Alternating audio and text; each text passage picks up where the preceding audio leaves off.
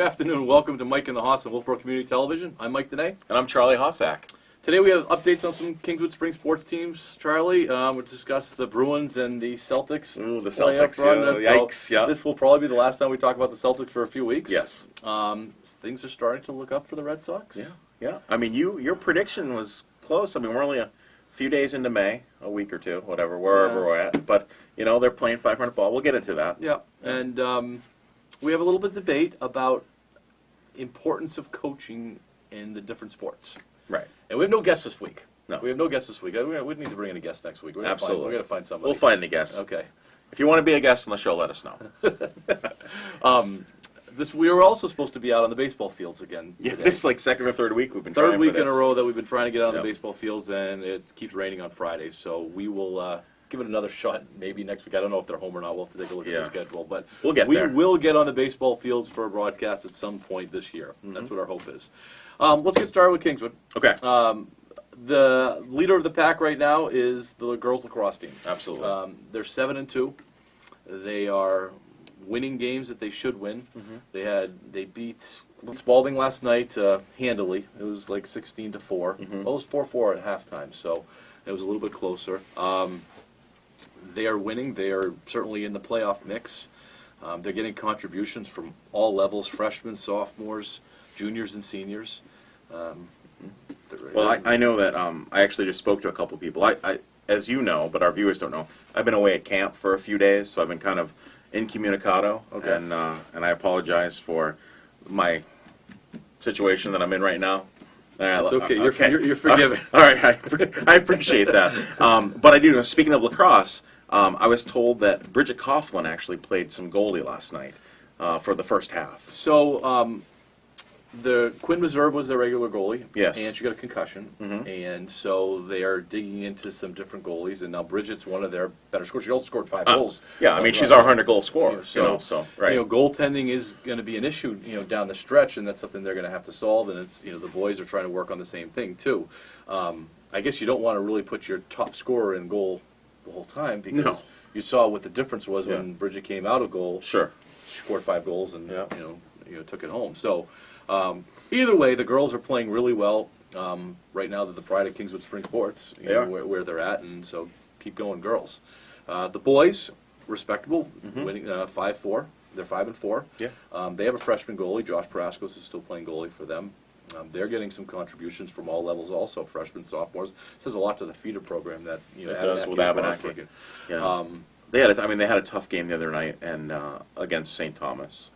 And their other big loss was Dairy Fields. Yeah. And it goes back to the things that we've said before, the St. Thomas's, the Dairy Fields, the private schools, their ability to recruit. It's crazy. It's just, it is crazy, and I just don't understand what the state is thinking. And one of the things, so I was talking to the assistant lacrosse coach, guys lacrosse coach. He was at camp with me. So we were just talking about how if you're going to continue to win, let's St. Thomas, for example, if you're going to continue to be kind of a stud in Division II, wouldn't you move up to Division I? Take that opportunity, move up there, and see what you can do. And take Dairy Field with you. If you haven't lost a game like Dairy Field, or basically in 4 years, why doesn't the state move them up anyway? Right. I mean, I don't understand why the state. I mean, I think they're still using that formula of enrollment, but it just doesn't make sense. Well, it's a different kind of enrollment. The Governor Wentworth community, or the high school, KRHS, has about 800 students. Dairy Field, let's say they have 600 students of recruited students. Sure, yeah, absolutely. They have recruited students. It's a big difference. So it's just not apples for apples right now, and the Dairy Fields and the St. Thomas's are rolling over, and they're playing Division II. They're playing schools that don't, just really can't compete. Maybe at Division I, it'd be a little bit more competitive. It might level the playing field. They're big schools like a Pinkerton or something like that, where Concord, a Manchester Central, where they have these big schools and big enrollments, and big population of kids to choose from. Yeah.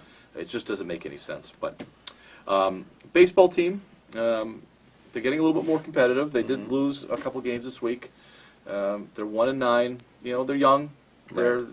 They're getting contributions from different places. It's just right now not enough to win. Right. Justin Sturt pitched yesterday. Brought him up from the JV team. That's great. And pitched well. Threw a lot of pitches. Pitched well. Matt Drew pitched well the other day. They're just not quite there. The bats have gone a little quiet. Right. So, that's how it goes. When the Yeah, pitching of course. comes and the bats go quiet, and then when the pitching goes and the bats heat up. Yeah. So it's just baseball. Softball is still struggling. Softball is still looking for their first win. Yeah. I know they fought off being 10-run the other day, Mm-hmm. which is a good sign. You grasp at anything you can. Yeah. And that is a good sign. I see tweets about the tennis team often that they're, even though they're winless, they're competitive. They're competitive, yeah. Yeah. So Key players are getting some wins. We would love to hear from the tennis coach and the track coach. Yeah. And, we'd even love to have them on our show. So let's see So if we can that'd be great. try and reach out. Yeah. Maybe that's our guest next week. Maybe. All right, let's get it over with. Celtics. Celtics. Okay, so the Celtics, my prediction was wrong. the Celtics are now golfing. Yes. And I know we were texting back and forth the other night, and that, the last game, they just rolled over. They were... I think I said at the beginning of the game, I said, I have a feeling they're going to lose by 50. Yeah. And I think it was like 30. Yeah. I mean, it was... There's no fight left. It was no competitiveness No. whatsoever. I was listening to the radio, they were attributing it to like the chicken and beer Red Sox. Remember the chicken and beer Sure, of Red course, Sox 2011? yeah. They didn't want to be, they didn't care. Right. And that's what it seemed like. It was bad. It was really bad to watch. And they're getting lit up in the public, too. Yeah. Nationally, they're getting lit up. You listen to any of those national guys, they are getting lit up. And one person in particular is getting lit up quite a bit. Kyrie Irving. Kyrie Irving, absolutely. Is that the last time we see him I think in a so. Celtics uniform? I think so. I don't know how he comes back from this. Yeah. Let's just say they end up signing him and they give him the max money and everything like that. Mm-hmm. If this is in his DNA, Yeah. and he does this again, when things go south, he plays like this and acts like this, Right. I don't think the Celtics should even try to keep him. Yeah. I agree with you. I don't think so. I mean, as much as we like him as a player. and the it domino just- effect of what Kyrie caused this year. Now Terry Rozier, he wants out. Yeah. And I was thinking, well, Rozier got you to the Eastern Conference Finals last year, played a really solid point guard. Yeah. He's not Kyrie as far as talent-wise, but he's better than Kyrie as far as team-wise, and maybe that's where they should put it. But now he wants out based on however the Celtics ended up treating him this year, Right. based on what Kyrie was doing. So the Celtics have a problem. That they were on a pretty quick ascent going up, and that certainly has hit a bump on the road. It has. Tatum wasn't the same guy this year. Brown wasn't the same No. guy this year. Horford wasn't the same guy. Horford either. wasn't the same I mean, guy. yeah, it's they're going to have to obviously do something with. I think Kyrie is gone. I mean, everybody throws around Anthony Davis as the next savior of the Celtics. But he was doing something similar down in New Orleans. Yeah. So he was quitting on them down in New Orleans, acting like a buffoon. And so, do they really want that? no, it's We're going to talk about it later with coaching and which sport. And the NBA has a problem that the players dictate so much about what happens that they can orchestrate trades. Right. They can play their way out of a town. they go out and get their buddy. Yeah, and they can literally Yeah. play their way out of the town. And I think Yeah. that's what we saw with Kyrie. Kyrie didn't want to be back. Yep. It would have been a lot harder to come back if they were successful. I mean, a lot harder to leave If they were successful, right? And so now, I just can't imagine that Ainge is going to, or Wick is going to want him around to give him that Right. kind of money. He's going to be a $40 million a year player if they keep him. Yeah. It Too much money. it I just mean, doesn't certainly a make lot any of sense. talent, but not a team player. Well- What about Brad Stevens though? Did you get a chance to see his comments? I like Brad Stevens, and he took responsibility for his coaching this season. He put a lot on his shoulders, and I respect that. Absolutely. Yeah, not a lot of coaches are going to go out and say that. We've been pro Brad Stevens here. Yeah. And I still am. And I think he's a good coach. Will he be able to coach that star player? Right. Because he tried to work things around what Kyrie needed, and because Kyrie certainly wasn't going to conform to what Brad's offense and defense Right. were going to be. I don't know. Right, and you saw that. So you didn't have. So last year you didn't have the star player, Yep. and Brad Stevens was amazing. Yes. So do you give Brad Stevens a team without a star player, and let him work his magic, let him coach? Right now, where I'm at, Yeah. I'd rather see the team that was there last year losing the Eastern Conference Finals than the team that we saw this year with the potential of making it to the finals. Right. They were unlikable, and I don't know how else to explain it. They were Yeah. just an unlikable team. It was hard to root for them. It's certainly you didn't want to listen to their comments after the games. You certainly didn't want to listen to their leadership. Right. They just were an unlikable group, and you want to be able to root for more than just wins and losses. You want to root for the guy. You want to have a hero out there Exactly. that you can get behind, and the Celtics weren't it. We saw this coming most of the year. You know, when we started up in January, I was kind of down on the Celtics from Right. from the beginning. There was something wrong with that team. I didn't think that they were going to get by Milwaukee. I didn't think that they would lose the way they did, though. Right.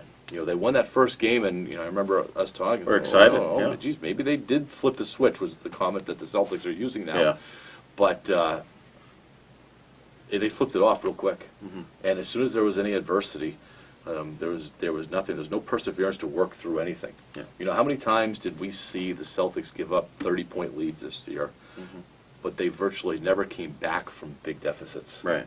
You know, it's just a bad sign. It was a bad group, and I think some of it has to fall on Danny Ainge. Mm-hmm. You know, he's recovering and everything like that, but he was the general manager. He put this team together, and he swung and missed with some of the personalities that are on this team. He did. I mean, he saw on paper. You know, if you look at stats and everything, he saw this is a can't lose team. This Yep. was. Well, we've talked about this. This was a guaranteed.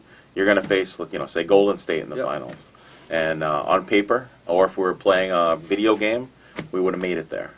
But just without the personalities, Without you the throw those personalities. personalities in, and they didn't have a shot. Well, there's one before we go to the Bruins. Gordon Hayward Yeah. was now. Is he still coming back from the injury, or is this the Gordon Hayward that they signed? Right. Because I was expecting a consistency, a little bit more dynamic stuff around the hoop. Yeah. People were comparing him to Larry Bird, as this is the second coming of Larry Yeah. Bird. I mean, I didn't see any of that. No, and he certainly didn't deserve the minutes that he was getting, which I think also probably created a little bit of the animosity that was on that bench. Yeah. Because he's Brad's guy, he played with him at Baylor. Butler. Butler. Yeah. And they brought him in, and I mean, don't you remember the year before they brought him in? They were chanting his name when he came to town, and it was a big deal. But he didn't live up to it. And I mean, maybe it's the injury, maybe not, but he's got a lot of pressure on him next year. Yeah. Because there's a good chance he's going to be the man next Yeah. year. And maybe he can be. Maybe he can be the man. And without Kyrie there, I don't know. I just hope. I know we're going to switch. I hope they can keep Terry Rozier. I like him a lot. I think he's a great point guard. But we already said this. But he is fired up. Some of his tweets. I mean, he wants out. I hope Ainge can make him feel better. I'm afraid they're going to lose Brad Stevens. That's the one I'm afraid of. And because he, in my opinion, he's the most valuable part of that team. Yeah, he keeps it all together. And if they lose Brad Stevens, they're really going to be starting back from scratch. Yeah. So we'll talk about coaching later on. So let's Sure. talk about a little bit more positive. The Bruins. Yeah, very positive. Got by Columbus. Yeah. Great series. I thought it was going to go 7. Yeah. That surprised me when they went into Columbus and handled Columbus very well. It was a good showing. Tortorelli, the Columbus coach, was talking smack, guaranteeing wins, and the Bruins Sure. went in there in a tough environment, a Game 6 environment. They've done that twice now. They did it in Toronto too. Yeah. That shows a lot. That shows all the stuff that the Celtics didn't have. Yeah. As unlikable as the Celtics are, as likable as the Bruins are. They're willing to go up against adversity. Yeah. They'll play a bad period, but they'll come back in that second period and play well, and the same thing in the third period and so on. To go up there in a Game 6 in Toronto, places in Columbus, places that have never won or haven't won for a long time, Right. that it's so much more important to that fan base and the noise that they were dealing with, and in both cases, clean wins. Yeah, absolutely. It's Especially, Tuukka Rask's been playing lights out. and that's what they needed. We talked Yeah. about that when they were in the first series, that when they were trying to get by the Toronto goalie, that often these series are defined by the hot goalie, and Yeah. it seems now that it's shifted. It took time. Tuukka, at the beginning in the first 7 games with Toronto, didn't have that until Game 7. didn't have that eye-popping save or that eye-popping games. The other guy was doing that. But he has slowly gotten better and better and better as he goes through. And now, you get the Columbus series.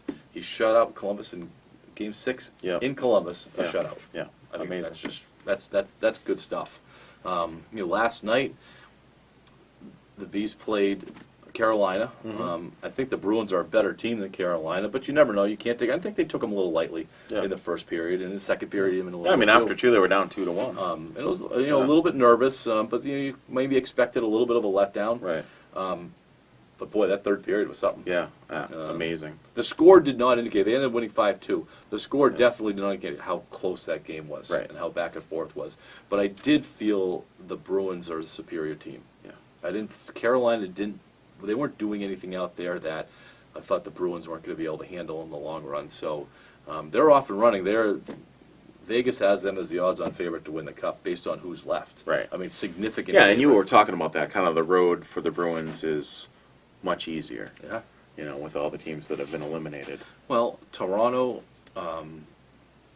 Columbus, and Carolina, you are looking at a fifth-place team, a eighth-place team, and I think a sixth-place team. That's who the Bruins are trying to get through. Right. Charlie McAvoy didn't play. Nope. All right, suspension. They caught a break, though. Yeah. They caught a break because he should have been kicked out of that game 7. Yeah. That's their Game 6. It was Game 6. He should have been kicked out of Game 6, yeah. which put so much more emphasis on them winning in that game because if they're going to be, they wouldn't have had him for Game 7. He's easily, and I know Chara's still got it, but McAvoy is their best defenseman right now. He gives them so much. Yeah.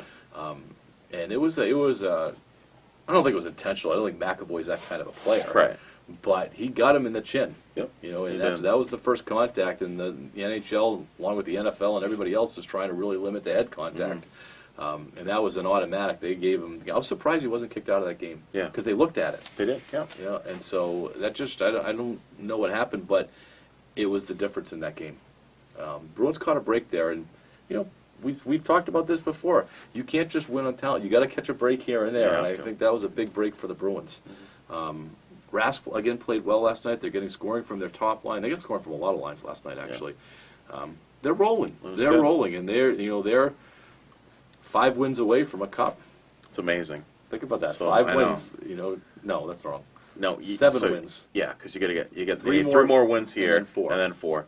But So I 7 don't wins want to get excited, but I'm excited. This will be great with the Patriots and the Red Sox and. They could be they could hold 3. They're not going to be the Bruins. They're not going to hold 4. Nah, they're not going to. Yeah, they're not holding 4. That's all right. But Three's pretty amazing. Yeah. Red Sox. Yep. Back to 500. Yes. Wednesday night they got back to. They were at the White House yesterday. Yep. Which was a lot of drama. And we touched upon that last week. But they got back to 500, and they're just playing better baseball. Yeah. They're just playing better. Their pitching is better, although Price is on the DL. But Sales seems to have figured out what was going on with him. He had that perfect inning the other night. Yeah, the 7th inning, right? 9 straight strikes. That's amazing. And so he's become dominated. And I guess this is about the time last year when he really turned it on too. Yeah. He's just a slow starter, but they're getting the second baseman, Chavis. Yeah. They're getting offense from him. Yeah. Mookie Betts is hitting. Martinez has been hitting all year. Bogarts is hitting. They're pretty well rounded right now again. The bullpen they gave up 1 where they should have won. I think that was last week though, and Brazier gave that up. But they're playing good overall baseball right now, and they're actually showing. Talent is starting to rise up. Right. And they are a talented team. Yeah. I think they're in for a big surprise next year. They're going to lose some talent next year. But right now, let's ride it and enjoy it because they have a good shot of winning it again if they can keep going. Yeah. If they don't get into their heads. I'm a little worried about the White House thing. I want to go back to that for a second because. Do you think that's going to divide the clubhouse? I do. Okay. I do. I'm afraid about that because they're a team. And, when you're a team, you're supposed to support each other, whether you all go or none of you go. Yeah. And they didn't. they divided themselves, and there was a few controversial tweets. Yeah, there were out tweets, there. and some retweeted, I'm concerned about that part. I think it's gonna be interesting to see how they play this weekend, and how they're acting to each other this weekend, and hopefully there's no hard feelings between them.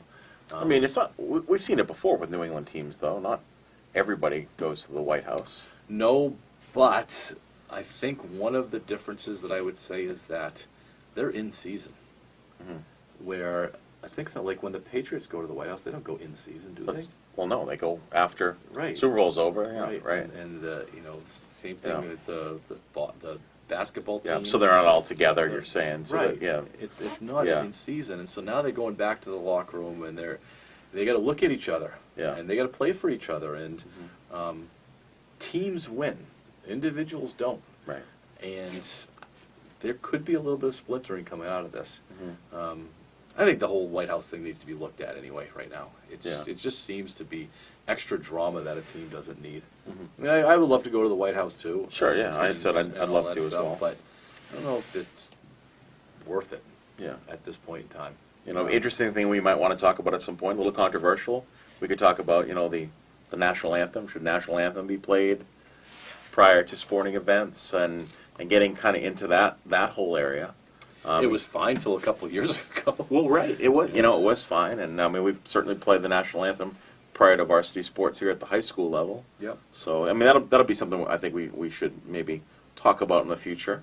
Maybe we could get a guest on and ask their opinion or something. I don't know. Do you have anybody in mind? I don't, I don't know. I don't have anybody in mind at this point, but it'd be kind of fun to get someone here. Come on into this Lions Den. Yeah, exactly.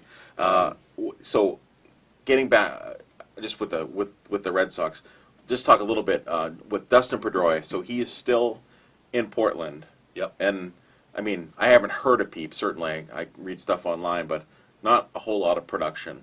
In Portland right now. So. And there's no need for him up at the Major League Club. Right. So. So we'll see. Kind of right now, it's the same thing. It's kind of status quo. He needs to prove himself down in Portland, and then. I heard he's doing wonderful things with the food buffet after the game. So. No, I'm serious. That he's been. All right, tell me about that. I don't know what you're talking about. That he's been, catering, getting these caterers to come in for the food buffet. Oh, he's paying for the upgraded buffets. Heck, if I were a player, then I'd never want him to leave. I see. So well, a lot of these guys do that when they go. Remember when Michael Jordan was playing baseball for that single A team, and he bought the team a luxury bus? I do that, yes. Yeah. I do remember that. With televisions and everything like that, and so they were riding a style, eating at top-shelf restaurants while he was then on the team. There. Because he walked on the original bus the first time, and he turned around and he says, no. And then he went, and the next time they showed him, this unbelievable luxury bus shows up. So. Yeah. Well, that's good. Well, I'm sure Petey's a great guy, and certainly wish him the best. But it's just I'm rooting for him. Yeah, I'm rooting for him. I just think if this second baseman that they have right now keeps playing the way he's playing, it's going to be hard to justify getting him out of the lineup. Right. You got a good rookie there that's inexpensive, hitting the cover off the ball. Playing an okay second base. I don't think he's playing a great second base. Playing an okay second base. Yeah. And is Pedroia going to give you anything near that? Right. So, Probably Rock not. Holt's on his way back too. All right. It might be. I mean, we keep saying that. I think this is like the fourth time. Is it for Petey? Yeah. But I think we're getting a little bit closer. All right, we got a couple minutes left. We do. I was talking about this with my boys last night. Okay. And so I said, well, why don't we do this as a debate topic? We were Yeah. saying, in what sport does coaching matter the most? Right. So I'm going to let you start this, Charlie, to see where you want to go from. Okay. And we'll see if we have any agreements. Yeah, I'm gonna say that coaching matters the most in the sport of football, and it's not just because I'm a football coach, but if you look from whatever level of football, I mean, you not only are you calling offensive plays, but you're looking at defenses and figuring out which plays can I call that are going to allow me to gain yardage and score against a particular defense. Defenses change all the time, so you have to be able to change your offense, all right? And from the other perspective, if you're a defensive coach, then you need to be able to adjust and see what the offense is doing. So as a football coach, you are in the moment every second of the game. You can't take a play off. Yep. And if you take a play off, someone's going to score. Well, let's start with just agreeing with that right now. Okay. I think football is by far the most important. And we're fortunate enough, we see it with the Patriots on how much of a difference that coaching makes. Right. That I don't know how many of the wins for the Patriots are based on talent, but I know there's a lot of them that are based on coaching. Yeah. And you're right. Every single play, it's your coach's strategy against the other coach's strategy. Exactly. Every single play. And no matter how much talent is on one side of the ball, if the strategy is better than the other strategy, then there's a good chance you're going to have success. Right. And it's just... So where do we go from there? Are we agreeing football? Well, let's agree football. Yeah, football. So we'll say cross that one off the football list. for us is number and one. I think it's a little bit more foggy as far as the next one. I'm going to say hockey. I'm going with hockey. Tell me why, because I mean, I'm as our fans know, I'm a new hockey guy. I'm learning hockey, and I really enjoy hockey. But hockey for me moves so fast. So what are coaches doing? Well, I think where coaching has the biggest effect in hockey is off the ice. Practices in hockey are very active. Okay. Plays are being run, lines are being put together. There's flow. There's a coach can dictate tempo of a game, can dictate physicality of a game, can dictate strategy like we're talking about, and then who to plug and play into a lineup, lines, and so on. That's where I think that hockey is really important. Baseball, I think, is our other debate on where baseball is, and I think you're with baseball on this. Baseball is such a stat-driven sport. It is. And if you have the 9 best hitters in the league, there's a good chance that you're going to win games. Right. Doesn't matter what the coaching does. Right. You're not going to call bunts on that. If you have the 5 best pitchers in the game, there's a good chance you're going to win those games. Whereas in hockey, if you have the 5 best players in the game, those guys can get defended. A coach can draw something up and defend those guys. Right. Whereas in baseball, again, it's just the pitcher and the hitter, and that's it. Yeah. So that's where I think that hockey is the difference. But I think too with hockey, even if you have the 5 best players on the ice for your team, if they have the hotter goalie, right? I mean that a goalie could shut him down. Yeah. So it's a big difference from football. I think Huge. there's a huge drop off from football to any of the other sports, but my vote is hockey as far as what the next important one is. And, you see it in the NHL a lot. A coach gets switched, and all of a sudden, there's the Bruins are a great example. When Claude Julien, when they let Claude Julien go, and they brought in Bruce Cassidy. There was an uptick in the energy and the flow of their game. Right. The style of play they changed, and they made a decent run last year. They're making a better run this year. The talent is pretty much still around the same that they had before, but the type of game they're playing seems to be different. Whereas in baseball, the type of game that's played doesn't change dramatically. There's small ball and there's big stuff and stuff like that, but baseball's baseball. What about the personality of the coach? How does that? It's interesting because I'm thinking about Bill Belichick, and he, if you're going to play for Bill, you're going to play Bill's way. It doesn't matter whether you like him or not. Right. But someone like if they like Coach Cassidy, I mean, he seems to be a little more involved and excited, and So tell me, what do you think? What are your thoughts about personality? How with coaching? I think that more often than not, it's a personality like a Brad Stevens or a Bruce Cassidy. I think Bill Belichick is kind of the anomaly in the whole thing in today's sports. Sure. To have that gruff, old school kind of coach. Yep. And his success is probably based on his earlier success. Right. That when he walks into the room, everybody stops and listens to what he's going to say because he has, 7 rings, 8 rings, right? Between head coach and assistant. No, 9 rings between head coach and assistant. And assistant coach. And it's his way. This is how it's going to be. And he's proven that his way works. Yeah. At many different levels. Whereas a new coach now has to have that relationship with players, has to be able to communicate with players, and in many of these leagues, there's players leagues first, and I think we'll get to the NBA, but the NBA is run by those players. It's run by the players, And I think the coaching is the least important. Even though we're Brad Stevens fans, and I think Brad Stevens does move the needle a little bit, if you have the 5 best players on the court, you're winning that game. Yeah. Yep, you are. And Golden State has kind of been proving that. I don't think Steve Kerr is an all-world coach, do you? No, I don't think he is. But But I think he has the respect of the players because he was a heck of a player when he played. Yep. I agree with you though. Do you think things would be different if Brad Stevens were coaching Golden State? Do you think they would win? I think Golden State would win. Yes. I do Yes, too. absolutely. I do too. Yeah. Do you think things would be different if Steve Kerr were coaching the Celtics this year? No, it would be the same. Okay, so Yeah. now we could say this. Let's go back to football again. Would Miami be the same if Belichick went down there and coached them for 2 years? No, probably not in 2 years, but I think wherever Bill Belichick went, he would create what he created in New England. Yeah. Absolutely. So So I think we're pretty much in agreement. So Yeah. we're going to go football number one. yeah, I'm okay. We're a little bit foggy on baseball, hockey. Yeah, hockey, baseball. We'll give it a tie. Yeah, 2A, 2B. And then we'll have it. And then basketball down at the bottom. Yeah. So And sure. then, I don't know, Then we'll go. We didn't talk about lacrosse and golf. golf. Yeah, golf. Yeah, golf. I need a golf coach. So. All right. Charlie, we are out of time. We are. So, you have anything else you want to talk about? No, I'm good. How about you, All right, Mike? I'm pretty good. Hopefully the weather clears up so we can be outside next week. I hope so. That's going to be it for us. Mike and Nahas on Wolfeboro Community Television. Have a good weekend and go Knights. Go Knights.